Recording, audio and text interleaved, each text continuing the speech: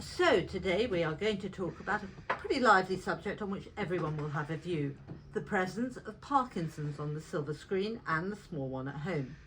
So get your popcorn ready, and I'm today going to try and model myself spiritually and mentally on Michael J. Fox when it comes to addressing this disease. I tell you what I loved, the archive, the use of archive of him in which this series I remember called Spin City, where he's a sort of spin doctor, and this is before he came out with Parkinson's, and they zoom in on his tremor and his awkward way of walking, and it's What did they really think he'd got at that time? well. No, he knew what he had. The doctors knew what he had, but he hadn't gone public about it. But nobody noticed. One thing I was No, thinking. no, it was really interesting. One thing I was thinking about still is that how many of the Parkinson's community in this country have access to Apple TV to be able to watch this?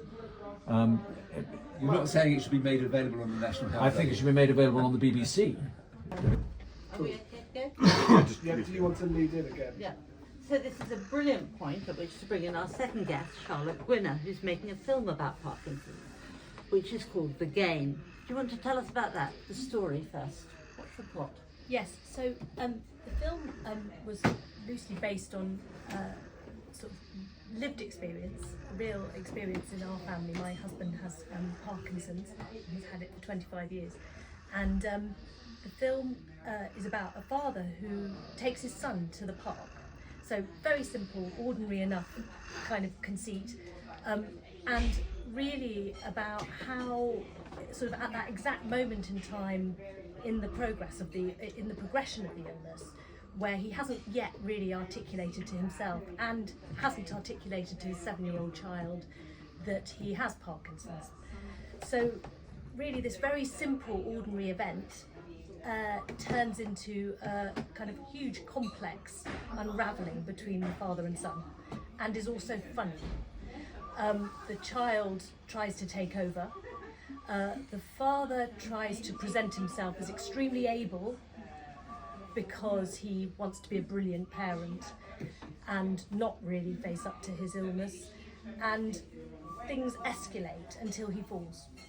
And really after that moment, the film sort of explores this kind of quiet recognition that happens between the father and son, that actually their lives are probably changing.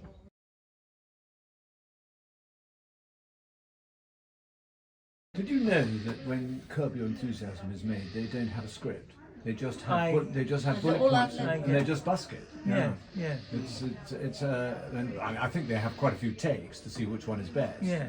But It's improv. No, It's it's improv. improv. it's very impressive. But Paul, but I have Well, written my script. I have written a script about a comedy drama about Parkinson's. Oh, tell us more. Well, it's a it's a one-off film about two people with Parkinson's who meet and fall in love at a dance class. It's a comedy romance. It's a comedy romance, and the trouble is, I've been sort of rewriting it over the last 5 years. It's commissioned, and someday I hope it will be made, and I hope it will be made quite soon, because every time I rewrite it, it becomes more and more serious. And so by the end, if they delay it too long, it'll be the most miserable bloody thing you've ever seen on television. So, are you listening, commissioning editors? Get Get this. it there Get before, this while out. there's still some laughs in there. Before it's a tragedy. Yeah.